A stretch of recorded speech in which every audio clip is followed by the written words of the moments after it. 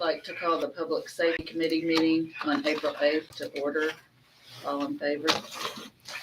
Aye. To catch up from last week. But would anybody like to make a motion to accept the I'll agenda? make a motion to accept the agenda. I second. All in favor? Aye. Aye. A motion to approve the minutes from the March 11th meeting. So move. Second. All in favor? Aye. Aye. We have nobody that signed up for public comments.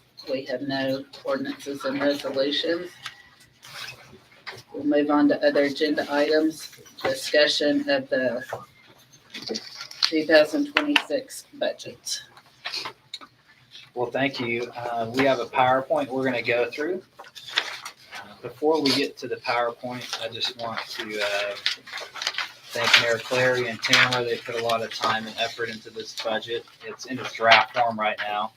So we will see some revisions before it comes to the board. And tonight, we're just going to consider the operating budgets. This is not the non-operating. This is just our operating. That's kind of a keep the lights on. So our recurring revenues and our recurring expenses. The first time Tamara and I looked at the budget, we were, I think, over $3 million in the red on the budget. We went back and reorganized some of the budget, and we got it down to somewhere in the $2 million in the red range. Since then, a couple iterations, and right now we're still not balanced in the operating budget. There's some things we'll talk about, but right now we're $800,000 approximately in the red. So just in the context that we started at $3 million in the red, we're at about $800,000 in the red. So we still have some work to do, but wanted to get some feedback from the committees before we go and start making some other cuts to some areas. At this point, any type of cut that we make, you really start to feel it. So we just wanted to have these meetings before we kind of went any further with it. So from there, I will let Tamara take it over. She's going to go and touch on kind of each slide, and then I'll interject as needed. If you guys have questions, feel free to ask. It might work best if we get through the budget and then take questions. And then Tamara and I do have to step out at 6 because we have to do the same meeting for general committee. So you guys can keep going, but we will have to step out at 6. Yeah, so first off, at budget workshop, there were a couple of suggestions on changes to the revenue side. So we have increased the parks revenue by $25,000 and then reduced the beer and liquor tax revenue by $25,000. And then 2 other adjustments that have been made to the revenue side since you saw the information at the first workshop.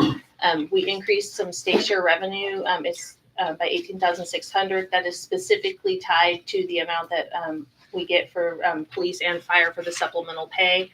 So what's budgeted on the expense side, this is to make the revenue side match what's budgeted on the expense side. And then there's a fines and fee line that was increased by $1,500. That is offsetting a specific line item in the police department budget. It's for the sex offender registry. Those costs go up on the expenditure side. We have the payments come in from the other side as well on those. So revenues look very similar to what you all saw the last time. This is a summary. You should be familiar with this. You saw this table for the revenues at our first budget workshop. The numbers are almost identical. There's only, $20,000 difference than what you saw the first time when this was displayed. We've also gotten another month of sales tax information in as well. And so we still look like same trajectory as we originally anticipated. So I think we're about 73,000 over last year's collection from last February. So yeah. We'll probably end up, this is showing ending the year at 22 million. We'll probably be just a little bit north of that. Yeah. Maybe 100,000, a couple 100,000, but we're looking pretty close to what we originally anticipated. Yeah. So looking at this, you can see our total revenue were estimated for operating revenues to be up about 2.28% from compared to what was originally budgeted for the current fiscal year.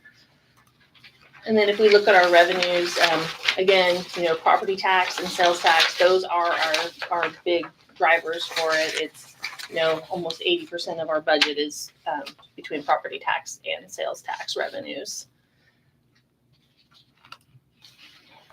And then looking at just a summarization of our operating budgets by department. Here you can see from fiscal year 25 to 26, total increase of 3.778%. The majority of that increase is due to the salary and benefit increases that were approved during the mid-year budget. That's a big chunk of that. You can see, overall, you can see where, see the new budget compared to what was originally budgeted, about, a little over $2 million difference overall. And if you look from, the third column over says fiscal year 25 original budget, and then the last column's fiscal year 26 budget.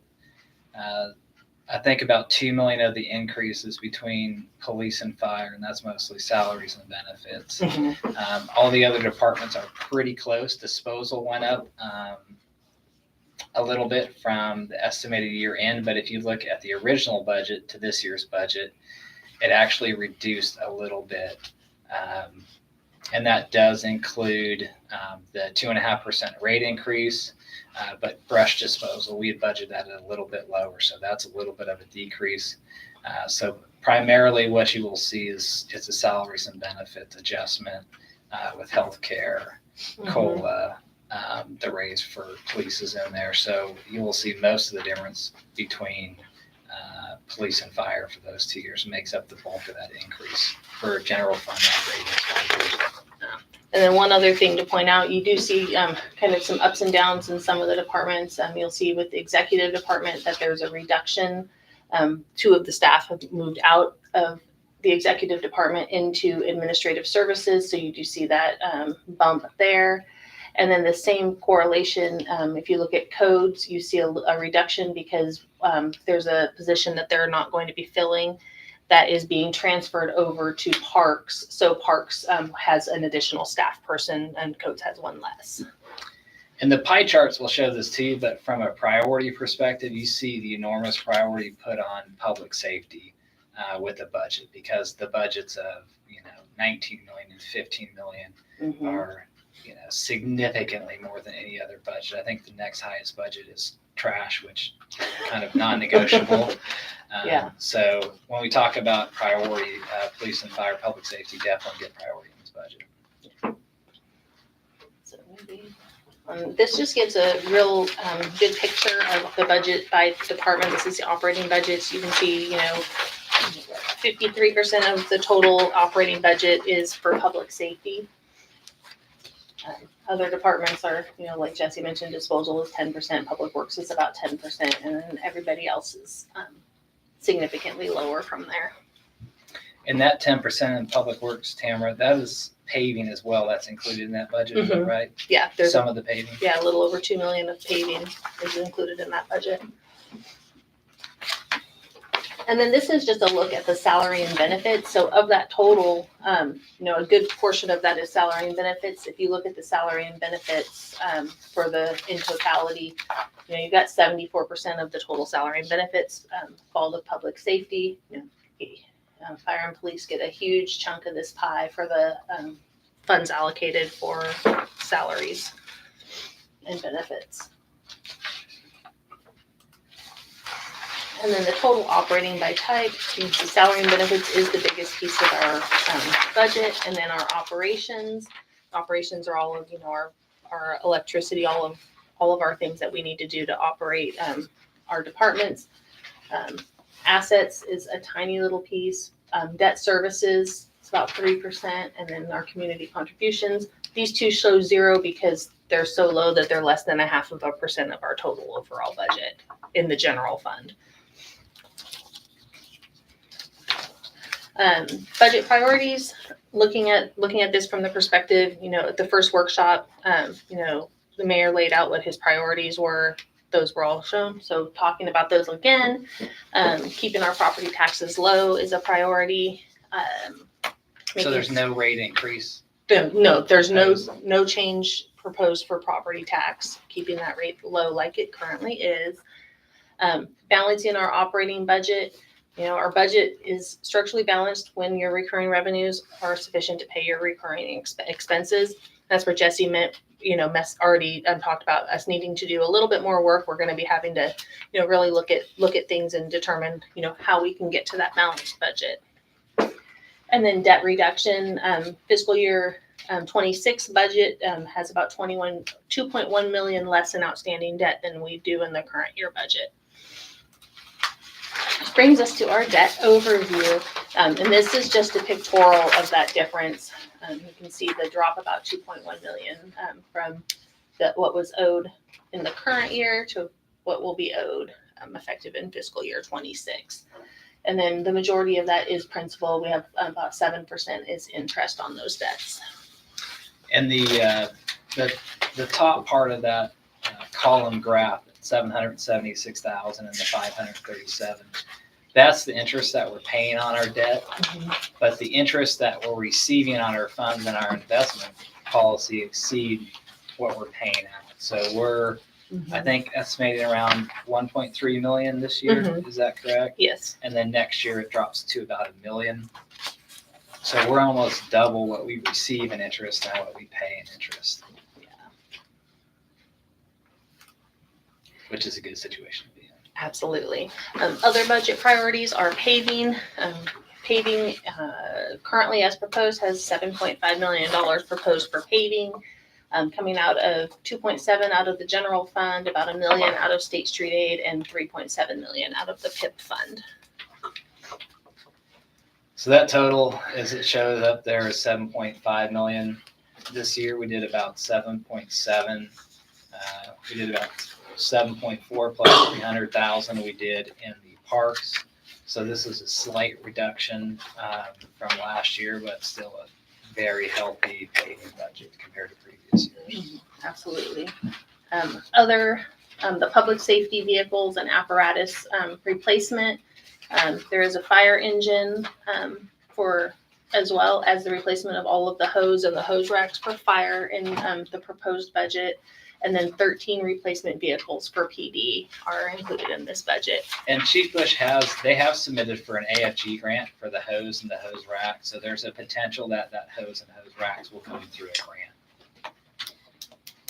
So that is included in the budget. Yeah, it's currently in there, assuming that we aren't getting those funds. If we get those funds, then we'll be able to offset a little bit of the city's expense. Other considerations related to staffing. The budget, as you see it in front of you, does include a 2% cost of living adjustment for all employees.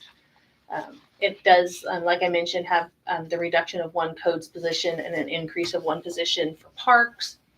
And then with the final budget that comes forward, there will be updated organizational chart along with the number of authorized staff by position and updated salary tables. All of that will be presented with the budget when it comes forward to the board. Our draft general fund operating budget, as it stands right now, we're deficit just over $800,000. Some factors that played into that, and these are non-discretionary factors. We had no control over these.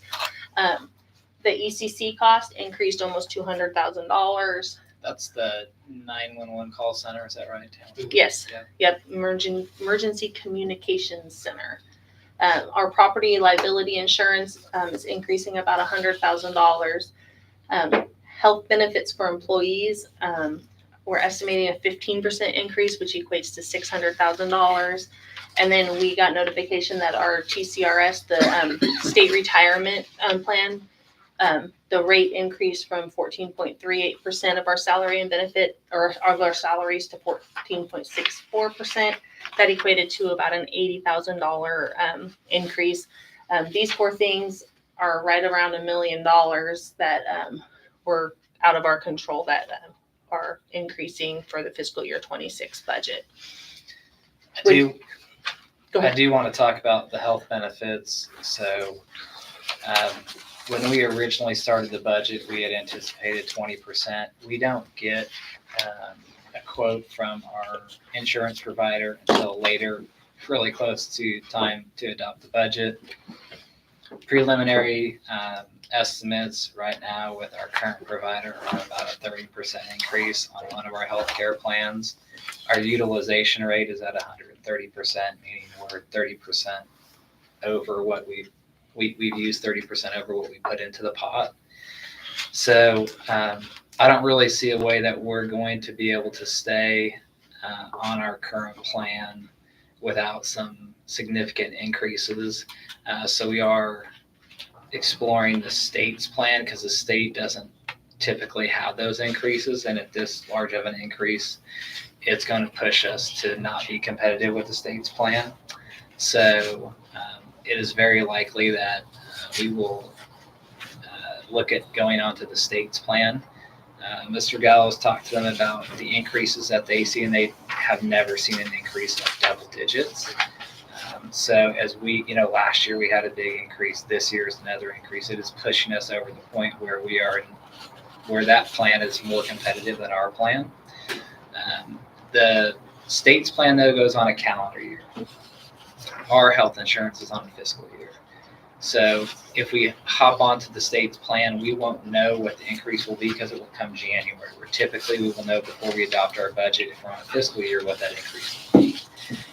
However, preliminary, looking at a 30% increase, it doesn't really matter what the state increase is because we are going to be much higher than the state increase. So we are diving deep into the options with the state plan and hoping that 15% could end up somewhere around the 7%, 8% range.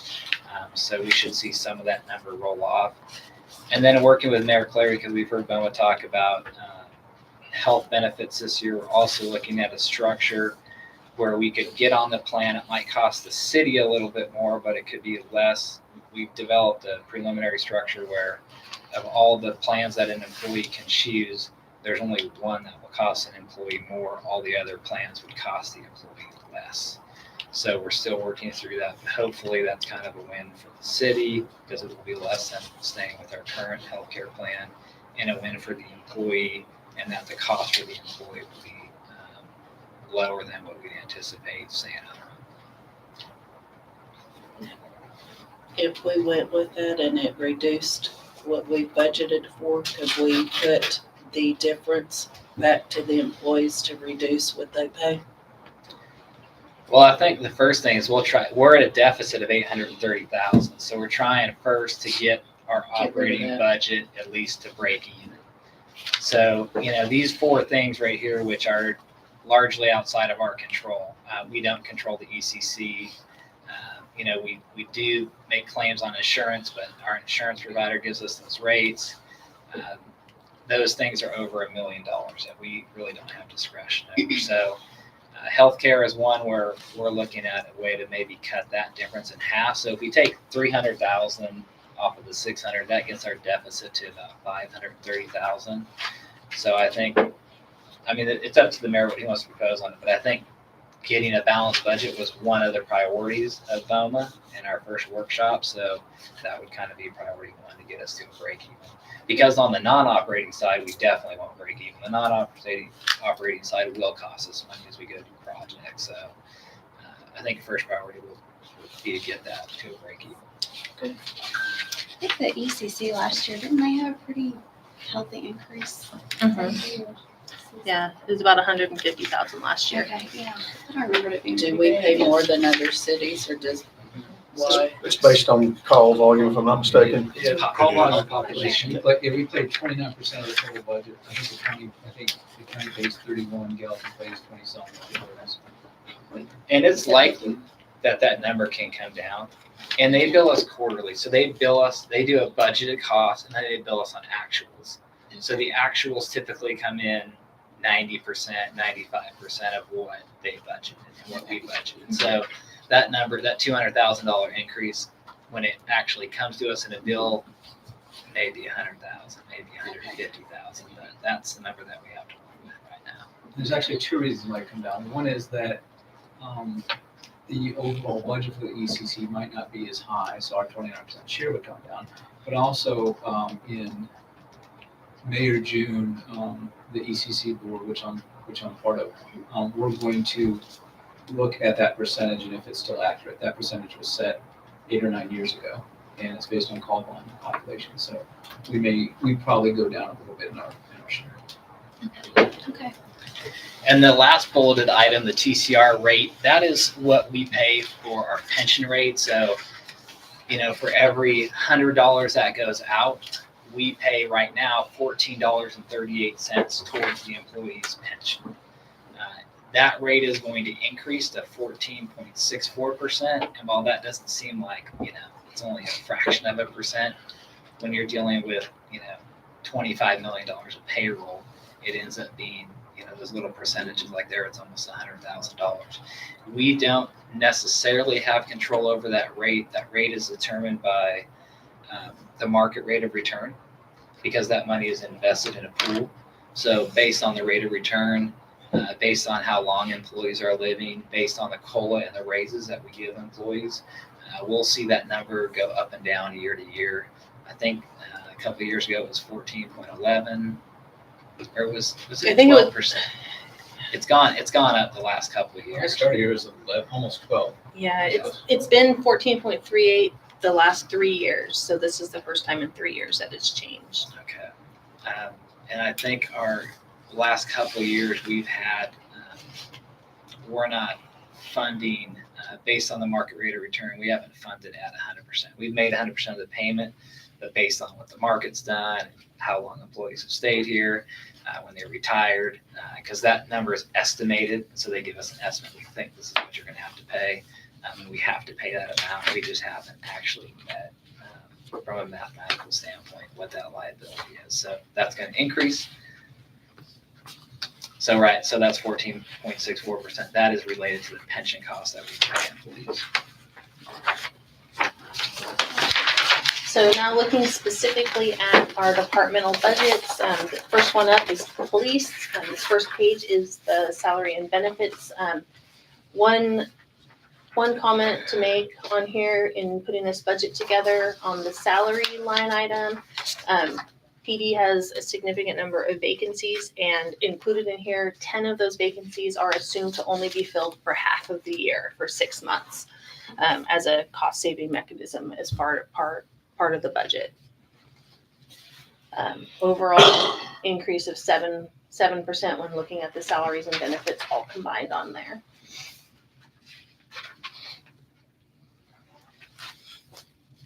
And then the operating budget is increased 2.67% total. Line by line, there's only $40,000, just over $40,000 change from the current year budget, original budget, to the proposed budget for next year. There was other professional services. So that was the main It's change. When you look on line number 27, that was a position that was previously funded. We did not have to fund, and so now we have to fund that position. Do you want to describe a little bit what that position does? So obviously there's a huge focus in public safety about mental health co-responders responding. We're dealing more and more with mental health issues and people with substance abuse issues on calls for service. So for the last almost 3 years, there's been a grant-funded position through Volunteer Behavioral Health that they have supplied an employee that, although technically I think their job responsibilities include responses for other agencies, 95% of their time has been spent with HPD. They go out with our officers. They ride on patrol with our officers and help us address when we are dealing with someone in mental health crisis. So they approached us. Their grant is running out. They will not get that anymore. And their offer, they see the value in what this person has been doing for HPD in the city of Hendersonville. They want to keep them here. They're actually eliminating a position within their office to help fund that position.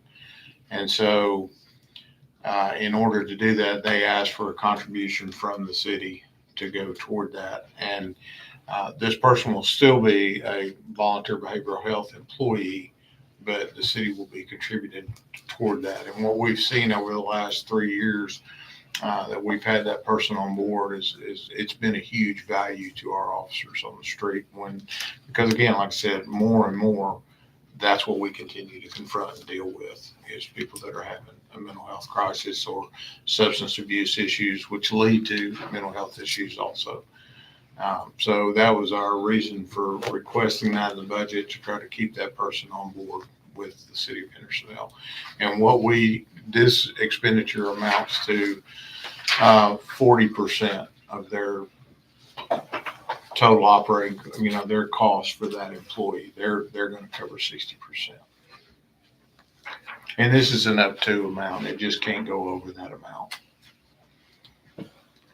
So absent that one change, the actual operating budget for PD would be It would be actually a maybe, little less than flat. yeah. Yeah, because it was a $50,000 was the dollar value for that. So taking that out of the mix, it would actually be a reduction to their budget. And then on the assets, we'll pull those and look at them in a minute because they're all in the PIP fund. And then for the fire budget for your salary and benefits, couple of things. We did increase the overtime budget, and then we increased the line item for the retirement payout. We want to make sure that we have both of those two things covered. Overtime, again, will probably need to be looked at as we get into mid-year budget. And then like the health insurance and other items are increased as well there. Good question. So 25, the overtime was 220, Mm-hmm. but 26, we dropped down to 150. Why is that? Well, we budgeted at 90,000 and it's going over that.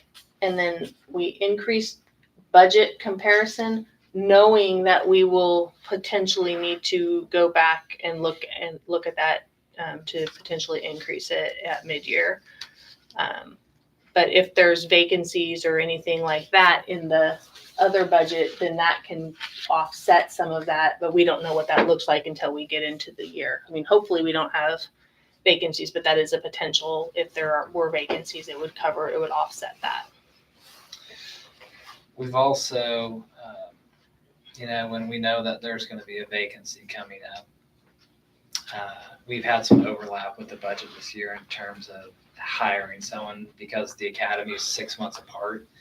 And so we've had people come on early knowing we don't want to wait till, the next 6 months for the next academy to come to. So, that's in the salaries line item budget.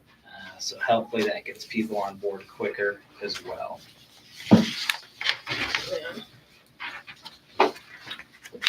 And then the operating budget for fire has about $93,000 increase compared to the current year's original budget. The bulk of that is an increase in the vehicle maintenance line, and then in the emergency gear line, there's an increase there on the budget. And the vehicle equipment is one that likely at mid-year, even though we're going up 65,000 from our original budget, you can see the last 2 years, we're in the $300,000 range for vehicle maintenance. We did get a new fire engine, and we're on the schedule now for replacement, but we're kind of guessing at what maintenance is. Even though it's a big increase, I would not be surprised if we come back at mid-year and have to do some adjustments. Yeah. But, it's kind of a guess because we don't know these things are going to happen. And then again, with the assets, those are going to be in the PIP fund, and we'll look at that in just a second. Like right now. I would like to point out, if you don't mind, if that's okay. Yeah.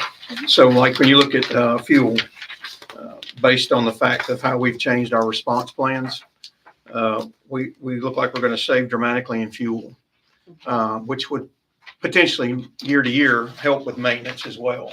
That's not something that we have discussed, but we have changed our response protocols to not sending 3 engines and 2 trucks to every alarm at Walmart, at Home Depot, big box places, residential alarms. If there's nothing there other than its alarm that's caused by steam, we're not sending the cavalry. We've instructed our folks, if they get there, a supervisor goes with them in a single truck company. If they see something or more information starts coming in, then all they got to do is ask for those resources. But you can see there's savings in fuel that we're creating by that change in our response protocols. Yeah, I think both Chief Bush and Chief Jones have done a really good job with their budgets. Absolutely. You can see there's some that are up a little bit, some that are down a little bit. Like line item 28, it's up 20,000, but it's the repair of the building. So, if that expense doesn't come in, then we won't go all the way up. But we went to 42,000 the previous year. Yeah. So there's not a lot of fluff, I think, in either police or fire budgets. Not at all. So looking at the PIP budget, lines 1, 2, 3 show your revenues. Those are the same that you saw during the budget workshop. It's really based on no grocery, no increased tax on the groceries. So that's why the dollar value is lower than the current year. And then the part I want to focus on tonight is this first section for public safety. It's lines 4 through 10. We do have the motorcycles, some other equipment. There is 10 of the replacement vehicles in the PIP fund for police. And then the dry suits for the dive team for fire, and then replacement of the hose on all of the equipment and the hose racks, and then the replacement of 1 fire engine are in here for public safety. And then the other 3 vehicles for police, as we said, there was 13 of them, are actually in the drug fund. We're utilizing some of the fund balance in the drug fund to purchase 3 additional vehicles.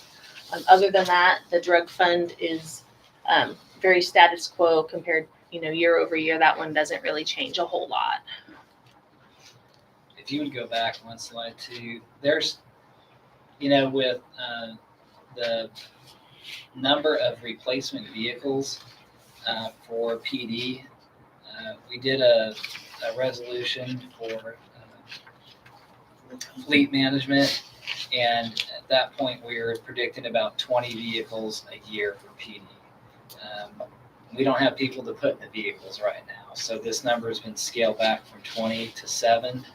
Additionally, when we look at the fire apparatus, we have 2 pieces of equipment that would be ready for order depending on the lead time. For PD, the lead time for the vehicles can be months. For lead time for fire apparatus can be years. So we have a truck and engine that are due now. And that's assuming a 3-year lead time on this. 2 of them are 4-year. I think, it's for an engine, it's less, right? 2 years, 22 to 24 months. Truck is 32 to 36. Yeah, the last engine that we ordered was supposed to be around the 22-month mark, and it ended up coming 26. And now we're talking about a ladder truck maybe being 3 to 4 years. There is 1 in here that maxes out our budget, so we have to look at how we're going to do both of them. Maybe we stagger 1 to next year so we don't have to hit at the same time again in 15 years. But I just want to point out that this has fewer PD vehicles, and depending on the timing of that fire truck, this just has 1 fire engine in it at this point. So I think if you look at the surplus and deficit on the far right side, it's 609,000 negative, and it still leaves us a fund balance of 0, but we're going to have a little bit of money in the account when we start this year. So we absorbed everything, not only that fund's going to bring in this year, but then what we had residual from the current year that we're in. Drug fund, same thing. This shows a deficit, but we are utilizing some of the fund balance that's available in the drug fund. Other than the 3 vehicles, it's very status quo budget. And then, budget workshop number 2 is going to be on May 5th. During that, we will be talking about the new and continuing projects. We also will be talking about the special revenue funds, looking at the fund balance summaries, and then also doing another look at the operating budgets. There'll be some revisions and some more work done on those between now and then. So you'll see an updated version of the operating budgets when we get to the second budget workshop as well. So I think from a high level,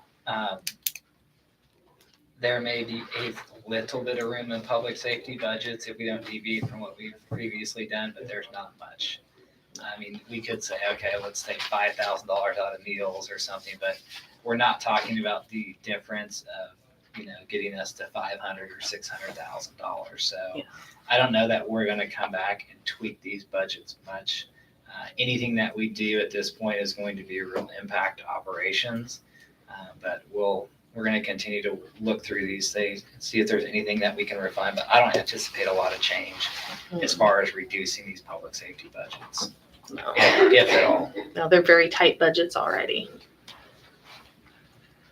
Now, they will come down in terms of health benefits because we factored 15%. So if we're able to come in less than that, you will see that across all departments, and the cost of the health insurance premium comes down.